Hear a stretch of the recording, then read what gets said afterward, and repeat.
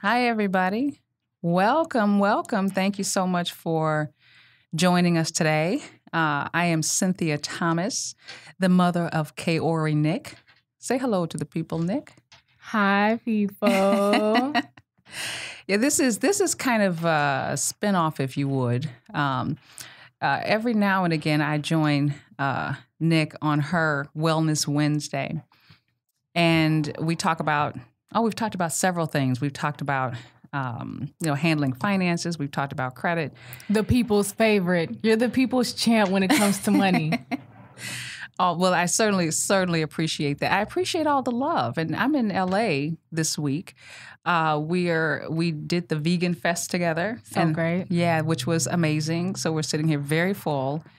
Very full. So full. So full. And, a little tired, but definitely wanted to come to you today to talk about a couple things. I was just kind of thinking, what can I share? Because when I come here, when I visit, I have 3 kids. Nick is the oldest. I also have my son who is 24. His name is Wayne Jr. And then there's Tosha, who's the baby. She's be 22 this year. So I have all these grown kids, and everywhere I go, when I am with them, whether it's at their jobs or at school or what have you, I get such wonderful accolades about them. That they are kind and that they're awesome. And, you heard that like 7 times today. I did. And I was just sitting there like, look at these reviews. Like if I was on Yelp for daughter of the moment, I'd be it. You would definitely be it. And I just, it's always wonderful as a parent. I certainly didn't do it alone. They do have a father. They do. But it's wonderful to go around and just kind of hear what people think about them. And I always get the accolades for that. And I'm always so like, that is so cool. Oh, they praise you. They praise you. Oh, my God, you did. She said, you did that. And I'm just looking there like a product on the shelf. Like, yes, I was created. Well, just in thinking about that, I'm so proud of all of them and all of the different avenues that they have taken. But I'm mostly proud about how well they treat other people and their standards for themselves. So it's really fun as a parent when you go somewhere and like she'll say something that I would have said. Or I'll say something, they'll go, oh my God, Tashas says that all the time or Nick says it all the time. We're just kind of parrots of each other. It's really kind of cool. It's really funny. Like just at the street fair, yeah, we passed one of the people that got us the VIP ticket, and she said, "Oh, I got to kiss that girl in the mouth." But I say that when I'm really in love with somebody in the moment. I'm just like, "Ooh, I got to kiss you in the mouth." It's just and we don't. That's not on purpose. It's just the way that it happens. And so, in thinking about that helped me to figure out what it is I wanted to talk about today, because I wanted to make sure that I shared something that would be meaningful to other people and the way we live our lives. So we're calling this session Words to Live By, because I have lots of them. And, and everybody does. You never know where you're going to get your inspiration from. But most people on the outside looking in, they say, you have a great life, you have cool kids, you have a good job, your life just looks so popping perfect, right? Right. What I have found for myself is life is never perfect. There are always really tough, ugly things that we all go through. And my kids are no different. I'm no different. But what's cool is I feel like I've just made it look easy, but it's not easy. But you're great at that. It's a finesse and it's a low-key flex. Because to be able to juggle all the things that I've had to see you juggle, from family losses to career upgrades to getting your master's degree, my master's, buying your first and second, third home. Like I was there for everything. So it's just really awesome to see you always still finding a way to like smile at the end of the day. It's just like, meanwhile, I'm in a corner crying somewhere. Well, no, that there was definitely some crying in there, but I think thank you for that, babe. And it's everybody has problems. There's always things going on, but it's how you respond. It's how you handle them. Oh my God, keyword respond and not react. Exactly. Because I think it's a huge difference between reacting and responding. It is. And setting your life up in such a way that you're able to respond, because something's going to happen. Right. So you have to make sure that you're set up in such a way that you can respond. So one of the things I wanted to talk about is one of the lessons I learned a really, really long time ago was back when, Tashi was probably 2 years old. And I had just started the job that I'm at now. So yeah, it's been a minute. And I didn't have a degree at the time. I certainly had done well, I think, in my career by that point. I had done okay, but I was starting to feel like, because I'm a manager for a large utility in Chicago, and I started to feel like if I don't, upgrade my education, it could be a stopper. So you know how all things being equal, you do a great job, you interview, etc. You get to a point where if everything's all equal, who's going to get the job? It could be the one that has the most credentials. And I thought, well, this is true. Yeah, I need in my career, I had to look at that. And with Tashi being so little, she was only 2. I used to be a smoker. That's a whole nother podcast session. Whole nother story. And I'm so proud of you. Well, thank you. It's been 9 years. 9 years. 9 years clean, guys. You got to pop bottles next year. I know. I really like Tito's now, though. So that's another situation. God. Anyway, so I was outside smoking with one of the ladies that I used to work with. I'll call her Mary. We were outside and we're smoking. I'm like, man, I really... I just started this job, really good company. They had really good benefits. So I could get my degree. They paid 90% of the tuition because Lord have mercy, school is so expensive. And I had a family by then. I had 3 kids. So I'm like, well, they pay. So I need to figure out a way to go back to school. And I was like, Mary, this is going to take me 6 or 7 years at 2 classes a night, a semester to get my degree. That is forever. And she looked at me just very nonchalant and she said, so 6 or 7 years is going to pass anyway. So what would you rather do? Would you rather have it be done in 6 or 7 years? Or still be talking about, I wish I could. I wish I could have. And yeah. And that single sentence sat down in my chest so heavy. I'm like, she's right. The time's going to elapse regardless. Time goes by whether you like it or not. So it's in what it is you do with the time. Right. That's what makes the difference. And so, okay, I went back to school. Now, that first degree, my undergrad took me, it wasn't 6 years. How long were you in school? How long did I witness this? It was 10 years. You were in school for 10 years? 10. You were in school for 10 years? 10 years. That sounds exhausting. 2 classes a semester. Okay. And the semester that I took off when I lost my mom, so I did take a semester off. But it took me 10 years to get that thing done. And you know what I did when I finally walked across the stage? I had my degree. I was there. Yes, you were. It was good. She graduated from Roosevelt in Chicago. It was great. I did. And you know what I did? No. Because by then I had been with the company 12 years. And I found Mary Starr. That was her name. You found and you told her that you were boss? Yeah, I found her because I called her up and I said, Mary, do you remember that conversation that we had all those years ago? Mm-hmm. Do you remember it? And she didn't. She didn't remember. I said, well, I just recounted the story. I said, you told me that it was going to take time anyway. And that meant so much to me that has inspired me to do many things. This was and just she one. Probably don't even know. She probably just... She didn't know one way or the other, but it's about, that piece I said before about you don't know where you're going to get your inspiration from and who you might inspire. She had no idea that meant so much to me. The effect would have on you. Yeah. That's incredible. Isn't it incredible? So that's one of the things I want to share today. You never know where you're going to get your inspiration from, but things hang on to you. And I have seen, and Nick, I want you to talk just a little bit about maybe how because that's a story I've told you multiple times. Yes. How has that story impacted you? I feel like it's definitely something that I find myself passing on to other people. When they talk about, I work my 9-to-5 job and I really want to do X, Y, and Z. I aspire to be a painter, a singer, a dancer, whatever.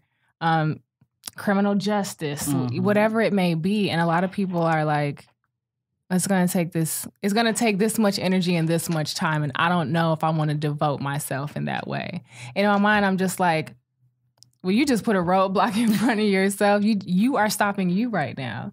And if you're worried about time and energy, you're going to spend energy doing something anyway. You're going to spend the time doing something anyway. You might as well devote it to something that you love, as opposed to being miserable, doing mediocre things and not really being happy. And that's why I don't settle when it comes to the people I surround myself with. That's right. I can only surround myself with people that are going to make me, not think twice about the time and energy commitment and just do it. Just do it. So I got a whole bunch of just do it people around me now because I refuse. Like when you get around those people that are, it's too much time, it's too much this, it's too much that, it rubs off on you. And it's contagious because it's to a certain degree a little bit of laziness and a lot of bit of fear. And both are not conducive to getting things done.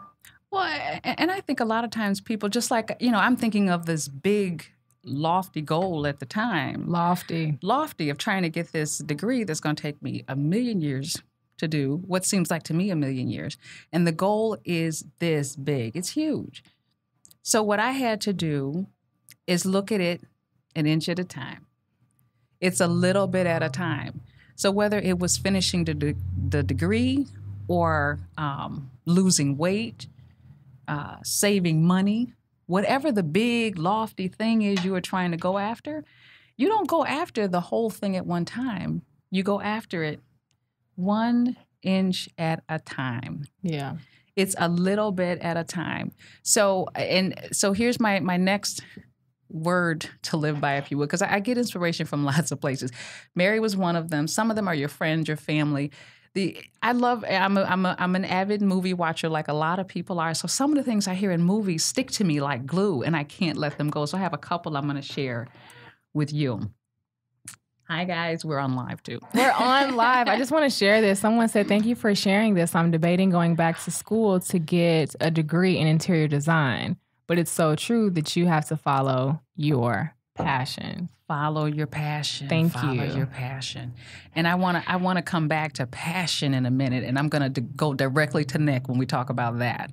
But what I wanted to say, years ago, I saw Kill Bill. You guys remember that movie? It was a Kill Bill 1 and a Kill Bill 2. I can't remember which scene this was in. Shout out to Quentin Tarantino. That's my man. I know, right? Kill Bill, it was either 1 or 2. And what was cool about it, I had never seen 1, and 2 had come out. And my husband at the time, he said, you got to see it because he's a big fan. And so we watched Kill Bill 1. We rented it at home and then went to the movie to see Kill Bill 2. But in the movie, she is, if you remember where she was like paralyzed and she had to drag herself to the car and she had to lay in the, she's in the back seat. When she finally drags herself to the car, she can't walk. She can't walk. Her legs don't work. And she is laying there. And in her mind, she's thinking of how she's going to get all of this revenge. She's thinking of who she's going to kill and how she's going to do it and all these big, lofty goals. And then the camera returns to her laying in the backseat of the car. Paralyzed. She can't even move. And she's looking at her feet. And she goes, she said, I'm going to make all that happen. But first, wiggle your big toe. Game changer, guys. Game changer. It's a game changer. Because it's all about, it's a little bit at a time. You could have all these goals, but first things first, wiggle your big toe. Just today. Oh my God, how many times since I've moved to Los Angeles have I've called her like, Mom, I can't. I have my whole calendar out and I'm highlighting things and scratching things off and creating goals and missing due dates and all kinds. I was like, Mom, I just can't. I'm overwhelmed. And her response is, oh, well, are you just one thing? Make a list. Gotta have a list. Make a list And just start from the top and wiggle your big toe and just keep swimming. That's the next one. That's the next one. It's the funniest thing because it's very serious things are happening in the children's lives. And I get these really daunting phone calls and they are upset about whatever it is there, except for my son who doesn't really get upset about a whole lot. But the girls, oh my God. And I'll get these, oh my God, I'm going to die. This is going to happen. And I go, my favorite, Mom, my life is changing. I'm like, wiggle your big toe. It like brings them right back to the basic. What has to be done first? Right, today. Look at your feet and move. It's one step at a time. And when you look at, it's Finding Nemo is where just keep swimming. Dory, because, you know, she's always having these She's always getting lost. She's always getting lost. She has all these memory problems. And she gets into this thing and it's, you know, just keep swimming, swimming, swimming. She does like this whole thing. Loved it. And it tied me back to wiggle your big toe and just keep swimming. So, you know, there are things. As long as you're moving. As long as you are doing something today. You're going to get there. You'll get there at some point. You'll get there. It may take, I remember this being real important to me when I was losing weight. It's a lot, you know, because it seems like it takes me 20 years to get 5 pounds off, but it takes me 2 minutes to put it back on. To gain it right back. And I had a lofty goal at the time. And it was, you know, I can't think 10 days from now. I can't think what's happening 2 months from now. I just have to eat right today. Like this next meal just needs to be what it needs to be. Right. The next work, I don't have to think about, oh my God, I got to run a marathon. I just need to work out for this 30 minutes today.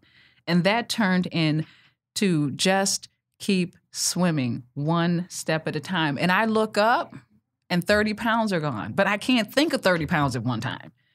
It hurts. It hurts. It's overwhelming. It's way overwhelming. So it's, you know, in your life, just think about, you know, one step at a time. And it really speaks to how you organize your life. I'm myself and this is rubbed off on my kids. They're very organized and like the youngest daughter. Oh my God, Tasha has OCD. Oh my God, and she's so, you know, we raised her. You need a plan, honey. You need a plan. Because you know when the kids are first, you know, growing up, they want to go here and do this and this. It's like I'm not doing all that. So what's the plan? Right. What is the plan? And now she's so planful that if you take her off her plan, it's like a problem. And I'm like, okay, honey, now I need you to be, a little flexible. I need you to be a little flexible because sometimes you have to have a plan, but you have to understand that things don't always work out as far as you got to have some. You have to have some room to make some adjustments. So it's the funniest thing, like I said when we started, to watch the kids and how they interpret the lessons that they have learned. But, you know, I myself learned a long time ago, I can't remember everything. It's too much. It's just too much. So I live by a calendar. Everything goes in the calendar. Yeah, you said that today. Yeah, if it doesn't go in, because then if it's in my head, I may forget it. So as soon as I put it in the calendar, I don't have to worry about it anymore. Right. It's done. I know when it's time for whatever it is to happen, it pops up. So being very organized around that, being very organized around when things need to be paid. It's just about, you know. Ooh, and auto pay is clutch.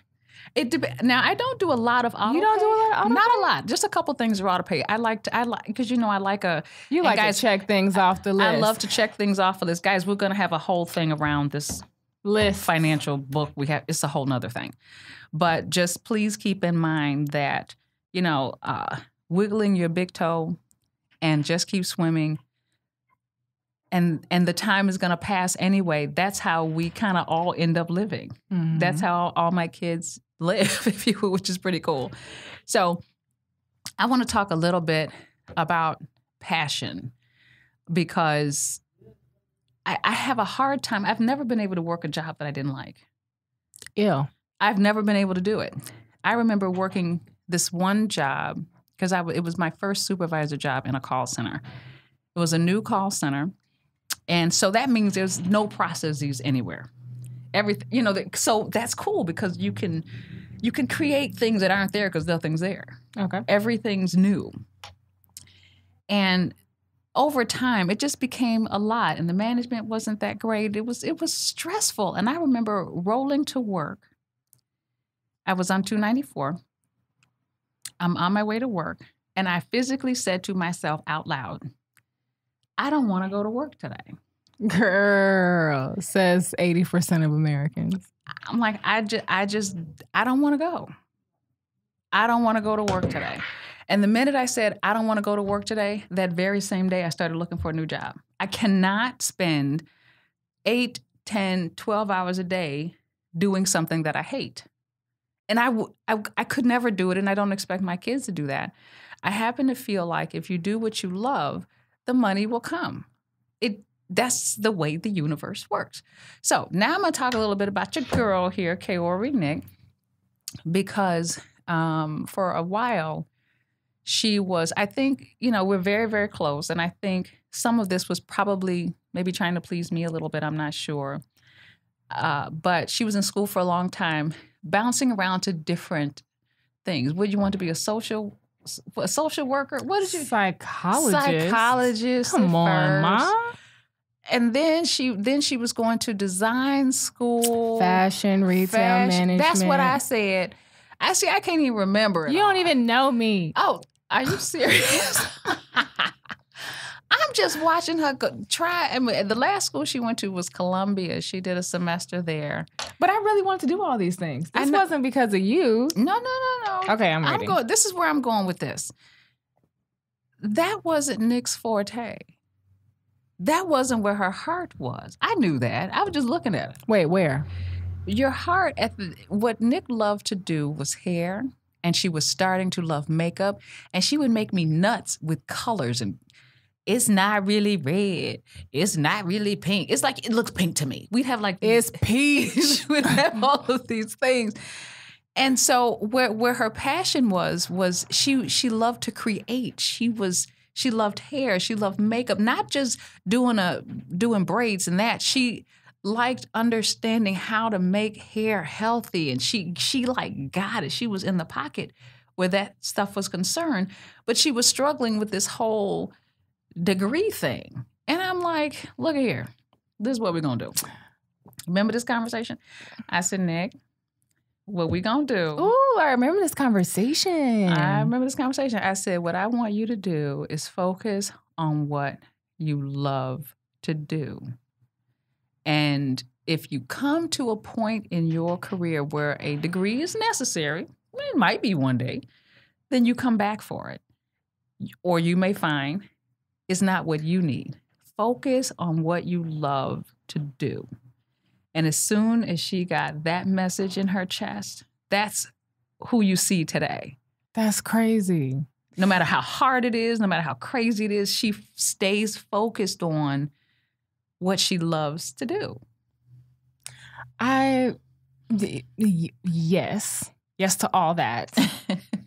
And that was a hard thing because, now we have all these different ways to make money. People could Uber and Lyft or Postmates, Amazon, whatever. They have all these different ways to make money, but back then they didn't have all of that yet.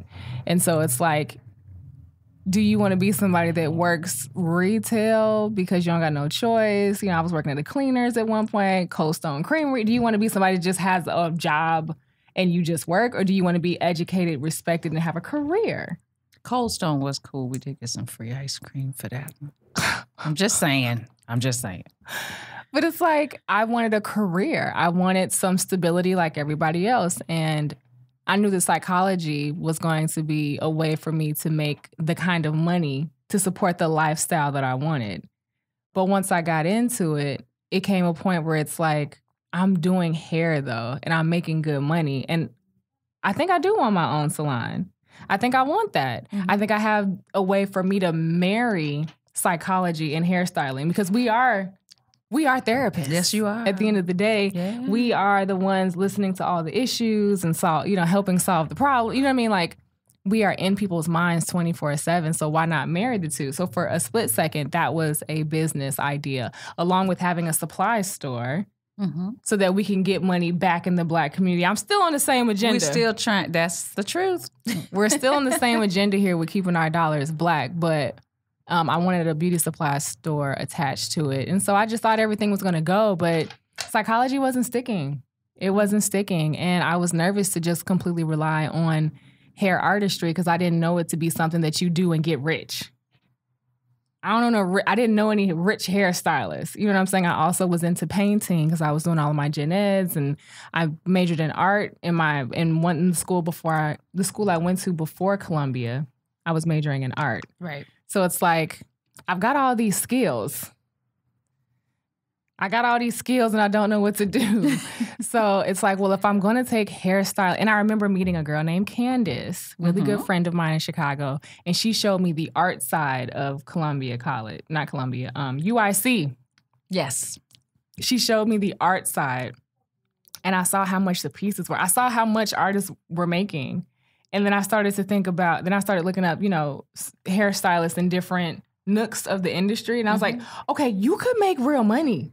This could be a thing, so I could do what I love and make the money. And the money will come.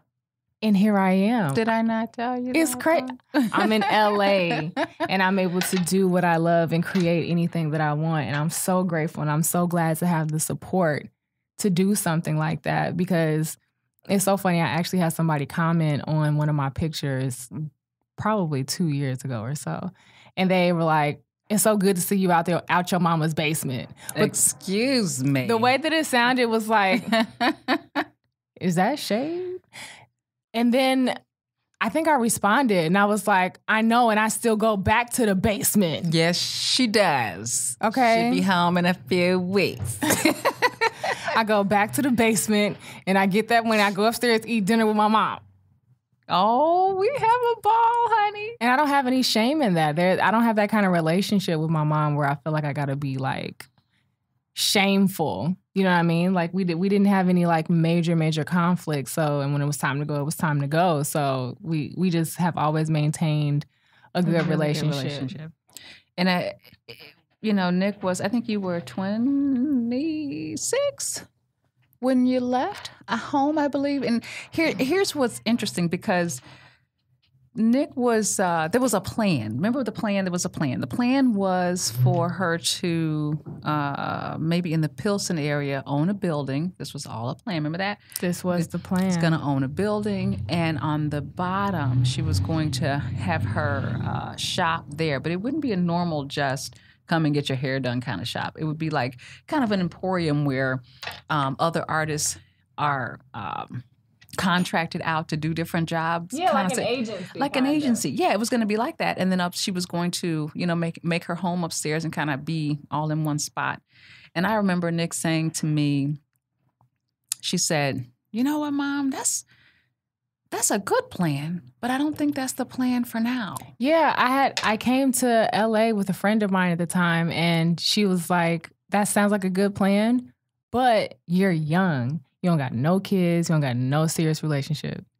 You need to travel. So I came to LA, and I was like, but you didn't just come to LA. And we're gonna go back to one of the pieces I said earlier. She didn't just wake up and say, "Oh, I think I'm gonna go to LA." It was almost 2 years of planning, saving. No. Ma, we had that bad winter, 2013. It was right after I launched my stuff. Wait, is this right? Oh, because you had already started Profix and all of that good stuff, but the plan to go to LA happened the same year. It was not the same year. It was longer than that. Do you think? Mm-hmm. It was longer than that. And I remember it so well because I didn't start saving till that summer. The summer before I left. It was at least a year. It was at least a year and a half. So what the important part is you didn't just wake up today and go, no. In 2 months, I'll be in LA. That's not what happened. What she did was come up with her plan to get here. Yeah. So it was, how much she needed to save. It was, connecting with people out here. She took a trip or two to look at different areas. And then there was a friend here that was working on places. It was like a whole little network of things that happened. And I was so proud of the way she planned that through. It was a lofty goal to come to a city that you've never lived in. Very scary. Be very scary, you know, take all your stuff across country and hope that everything works out. That's tenacity, it's planning, and it's wiggling your big toe, one thing at a time. So she didn't let the fact that it was going to take some doing to get done discourage her. And I'm sure she was scared. I'm sure. But she did it anyway. And so things that are going to be worth doing, there is some fear. Yeah. The fear is what should propel you. That's your juice, not the thing that makes you sit down and go, I don't think I'm going to do that. Yeah. It's the thing that should propel you. So when I tell people the Nick story, I am a Chicago girl. That's where my mom raised me at. I never thought I would ever live anywhere else. Wherever the kids could do what they wanted, I was always going to be in Chicago. It wasn't until I saw her make that move that it became possible that I went, maybe one day I could live someplace else. The world is yours. It could happen because she had a plan. She put it to paper. She worked the plan. And one day we were in the garage packing her car. And you were crying. I was crying. I was like, oh my gosh, she's actually going to leave. Do you know how long it takes to drive from Chicago to here? 3 days if you stay at night. Was a mess. I'm watching my phone and are they there yet? And where you at on the map? Show me. I screenshot her pictures of the map. This is where we in Oklahoma right here. Oh my God. I'm like, do I have to call the popo? Is it time to call the police? Need some help? What you need? Oh my God. We had snacks. I packed all the food. Crazy snacks for 3 days. Oh y'all something might go wrong, but you gonna eat. We ain't never gonna be hungry. You gonna eat. So it was really very, very, very proud of her because it was a big goal. She took it, she had a plan and she worked it through. And here she is. And where Nick is not the type of woman who leans on anybody. She really doesn't. That's not her thing. But, I'm always in support of whatever it is she's doing. So I just stand and watch her. I just be watching her. And as long as she's good, I just be watching. But she also knows, and it's true. This is really true, guys. I'm always right here. So however far she goes, whatever it is she's doing, whatever it is she's doing, I'm always right here. I'm here for all of them. And I think that's what family is about. That's what support is about. It doesn't mean I do stuff for her, but I'm here to listen. I'm here to guide. And I certainly want to make sure that when she gets scared, when the kids get worried about different things, it's like, oh, hold on. Wiggle your big toe. Oh, my God. You got to bring it back. So those are certainly some of the things that I have seen them gravitate to and just be really mindful about their own lives and how they do things is why they have standards. Mad standards. That's true. And I think in a lot of situations, people feel like we can be a bit much. The way we sprinkle our salt, the way we choose our partners, we could just be a lot. And we have standards. We're not settling for mediocrity. No, that's true. And I remember I was dating someone at one point, and I started off by saying I could be a lot. I just need you to know that. That doesn't mean that I am... I'm not difficult, but I'm a lot. Mm-hmm. I'm a lot. Yeah. You really got to kind of come on. I never make people feel any kind of way, but I feel like I certainly have worked hard and I have set things up in my life where if there is a problem or an issue, I can handle it. I've tried to be very responsible. And some of that might be, oh my God, is she boring? But what that means to me is it takes the stress because there's already stress. Oh, and ain't nobody got the time. That's what I love about the way that you live is that there's usually no stress or stress that comes out the sky. You just it dissipates. It evaporates. It's like, we're going to take care of it. And it just turns into air. And it's like, I want that kind of effect to crazy things that are thrown at me, just to be like, no. This is not a problem. This is not a real problem. You're like Olivia Pope. It's like, it'll get handled. We don't know how, but things just get handled. That is like my dentist appointment. I don't know. Okay, I've been trying to make a dentist appointment with like a respectable human being for like 6 months. And she says, you want me to make a call? It's just gonna happen. I'm just gonna, in any moment, someone's gonna be in my mouth. It's gonna be great. She's gonna have that dentist appointment. I remember the time my car broke down on the side of the road and I called to tell you about it. You remember that? When does that happen? This was when I had the Chevy. I was on my way to work. I had a meeting that morning, so I was trying to make my way. And something weird had happened with the car the day before. You know how something weird happens with your car and you like don't address it because just like, I just want to go home. So I went home. That's my current life. Sometimes it just happens. And so the lessons learned. And so the next morning I get up, it's cold outside. I'm on my way to work and I'm on the highway. And so my car goes from, 70 miles an hour to 30. I was like, oh, this is probably not good. This is terrible. This is not good. So I get to the side, I pull over, and okay, first things first, I call the boss and, okay, the car is stopped. So I can conference in with you if you need me to, but I need a minute. As I'm sitting there calling the tow people, the cops pull up behind me. He says, ma'am, it's not safe to sit here, so we're going to take you to the next exit, and we'll send a tow truck for your car.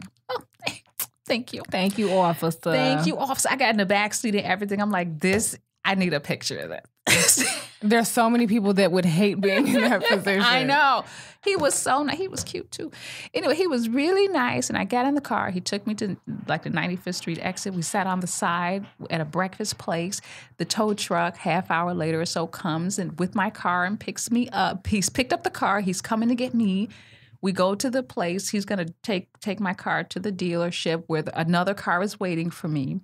So when I'm in this ride, I called Nick, and I said, well, had a little problem. I said, the car broke down. We're on our way to drop it off. I'm going to pick up another one. I'm going to go to work. And she goes, girl, I would have been done for the rest of the day. I would have been devastated. My whole aura would have been out. I was like, I need to nap. I need to nap the rest of the day away. Oh, it was so fun. I was like, I'm just going to keep going. I'm just going to go into work and I'll be back later. I just think that is the way. As a kid growing up, there were like these things that would happen. And I learned that from my mother. Like, I just never understood how she got stuff done.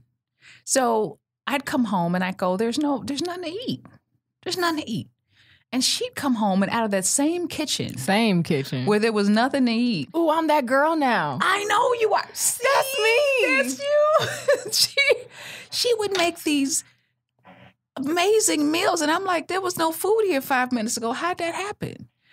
She didn't drive for a long time. And my dad was a bit of a gambler. Well, he was a big gambler.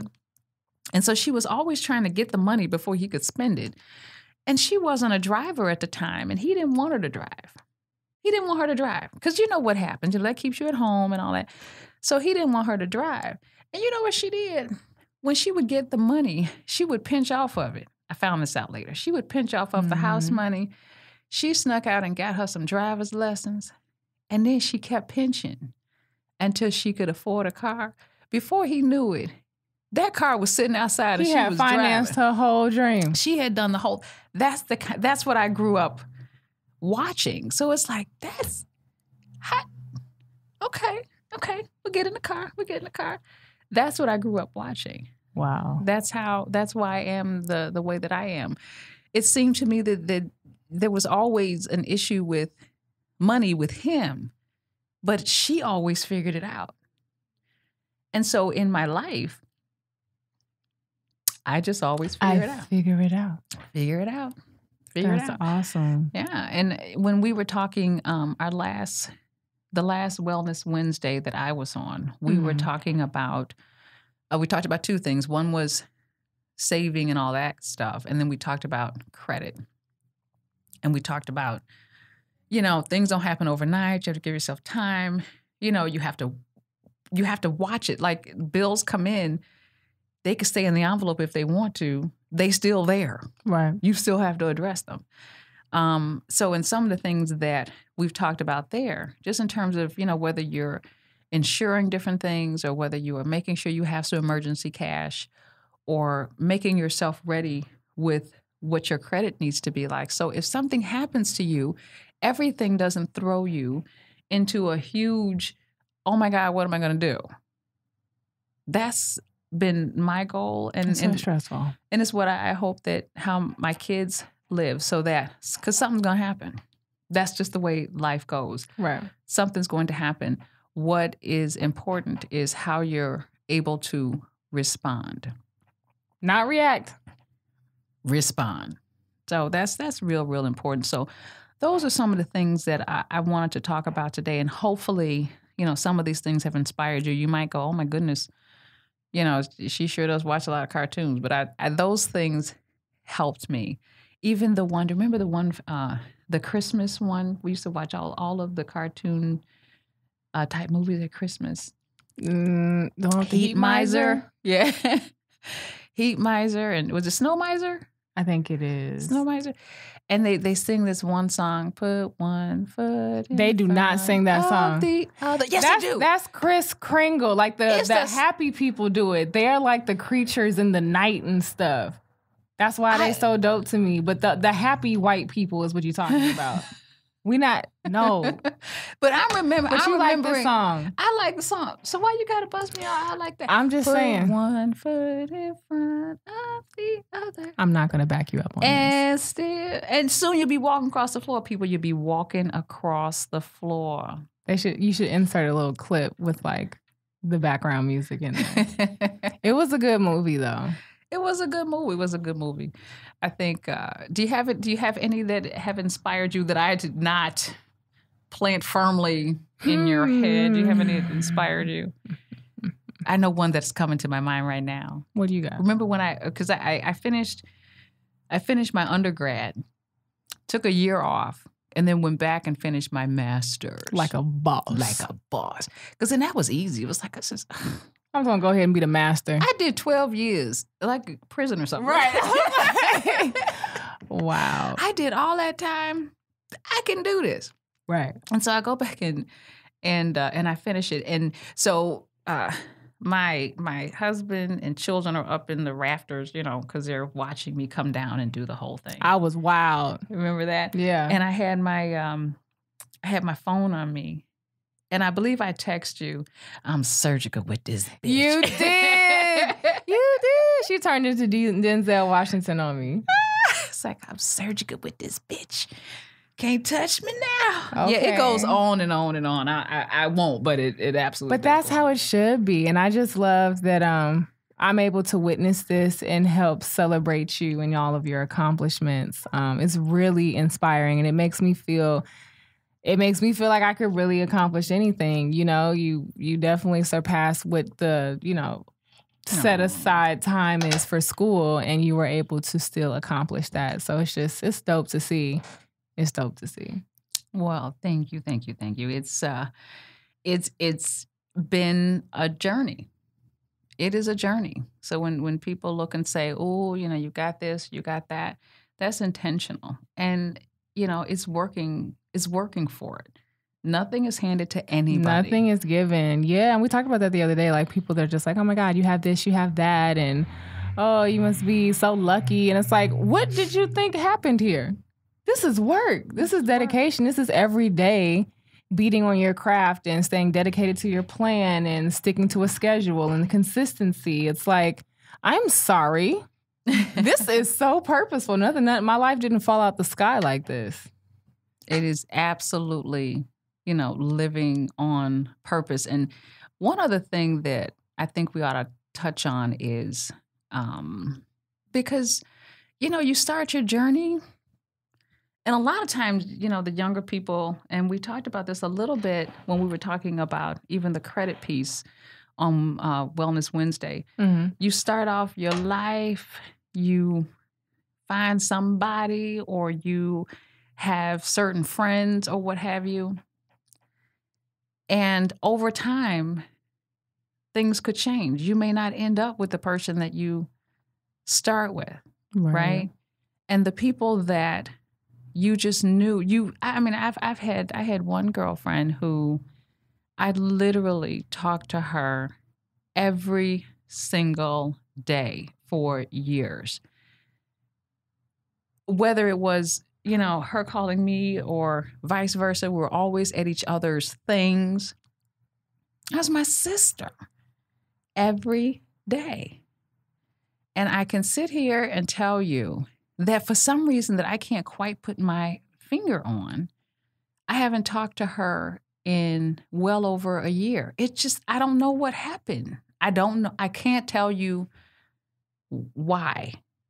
So who you start out with, your friends, your aces, your buddies, not everybody is meant for you. I think people come in seasons, and it speaks to whatever your growth is. At that time. Whatever her growth was, I don't know. But you don't always end up where you start, and you have to be open and willing to know that that's possible. You got to be okay with it. I personally view it as space. Like, your life can be full. Yeah. Your life can be to the max. It could be the club, and they've shut down the door entry. Like, in order for you to let in the good people or the good things, the good opportunities, you have to get rid of the bad stuff, because there's not enough room to keep both. So when you lose somebody or an opportunity or a friend or a lover or whatever, you are making room in your life for what it is that you deserve right now, because you've learned this lesson. Yeah. You've gotten all that you can get from this situation. It's time to move forward. It's so hard. That's easier said than done. It is easier said than done.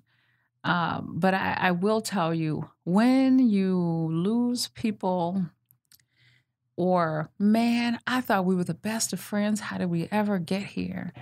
You have to understand and try and move through some of those things.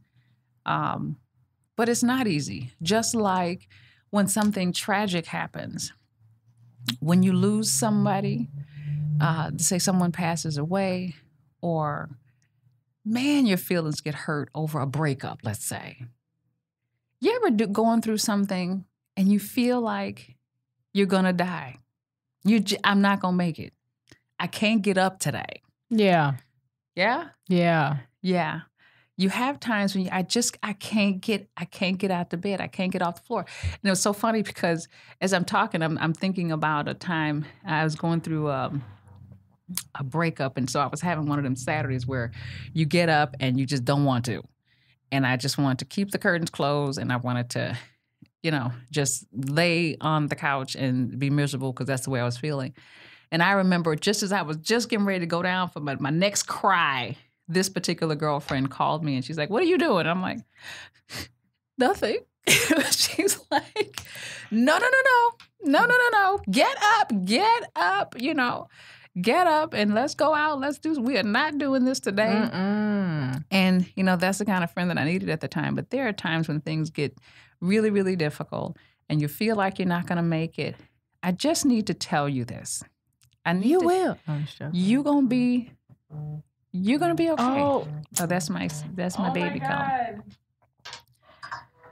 Hey. My sister is on FaceTime.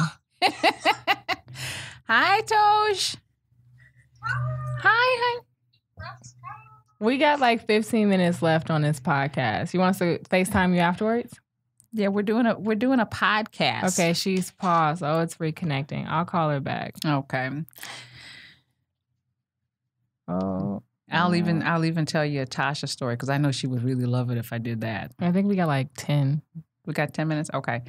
So anyway, you just have to know that whatever is looking really bleak and looking really difficult and like you're not going to make it, I promise you, you will. You are going to be okay. And the story that I'll tell you is actually about Tasha. She was actually found what we thought was an amazing job. And she had moved from one location to another and thought there was going to be a good spot. And within a week, turned out it wasn't. And if you know my daughter, I just told you, she's very planful. She has her life mapped out how she wants it and her money mapped out how she wants it. And I get this I got to go pay for parking. I'll be right back. I get this phone call from her that, oh my God, Mom, I got let go. I can't believe that happened. What am I going to do? I mean, nothing but tears. And this is after, she had already left the other job. She started this new one. And just within a couple of days, wasn't feeling so good about some of the people there. And so she was kind of talking to me about that. And by the time she got to that Saturday, she gets the phone call that they're not inviting her back. And she moved out a little bit ago. So she's just absolutely panicked. Oh my God, what am I going to do? What am I going to do? So she calls me and she's crying. And I'm listening to the story. And I said, Tasha, it's going to be fine. I said, I need you to take a minute and I need you to regroup.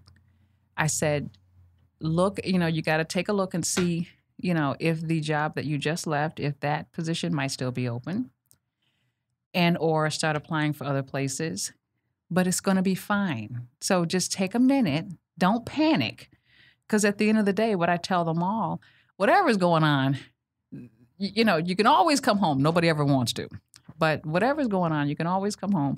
So please don't panic. And within a week, between her searching for the new spot and talking to different people, she goes in for an interview.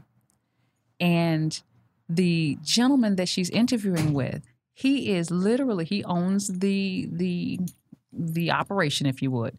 So he is on her resume writing down, different things about her as they're talking. And he asked her what her salary requirement was. And she told him, and he said, okay. And then he said, and I'd like you to come in tomorrow and meet this one and that one and what have you. He hired her while she was sitting in the chair in the interview. 6 days later. So she got an equivalent of a week vacation, and she was back to work. And I got that phone call. She's like, oh my God, Mom, oh my God. So she'd gotten another full-time gig within a week, making more money with more hours than she did at the other place. So you see how things just work out the way they're supposed to, although they look really terrible sometimes in the front. Tragic. Oh, I'm back. She's back. But the back end of it could be just amazing. You just have to wait a minute. You just have to, and whoever it is, however it is you pray or meditate or how you speak to the universe, what you put out there comes back to you. So always be good to people. Always have good intentions and just give it a minute. You're not going to die. It's going to be fine. And so that's a lesson that she learned, and Nick has certainly learned over time, because things can look so bleak. And you really just have to make sure that you are focusing on what it is you need to do in the moment. Take a minute, take a breath. But whatever is got you just tore up to pieces, it's going to be fine. It's going to be okay. And if you could just keep that in mind, and each time you go through something hard and it comes out okay, the next time something hard happens, you should be a little less. You're a little less like, let me just give it a minute. Give it a minute. Give it a minute. It's going to be okay.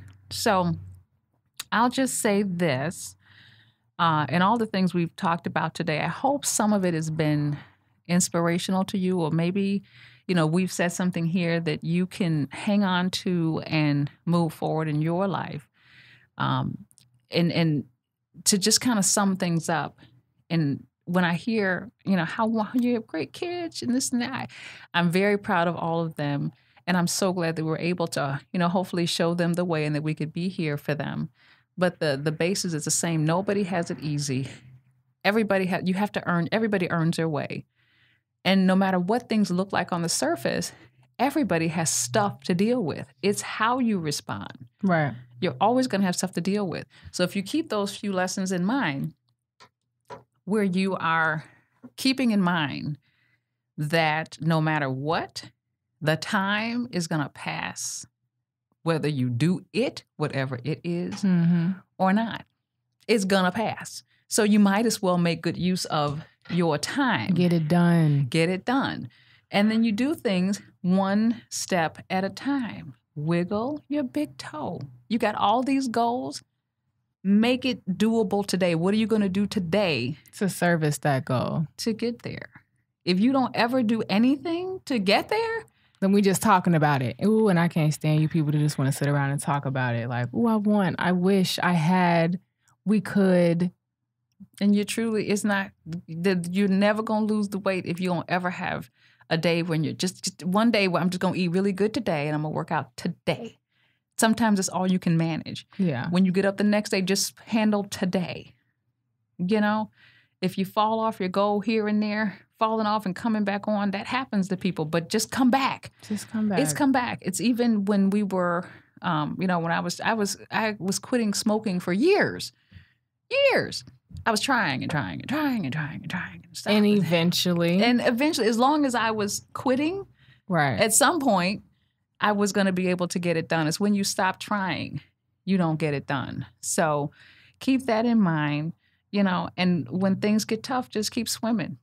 Keep moving. A little bit at a time. Keep moving. Even when you're crying, keep moving. When you don't feel good, keep moving. You don't feel like getting up today, get up anyway. Just do it anyway. Do it. Write that down. Do it anyway. Just do it anyway.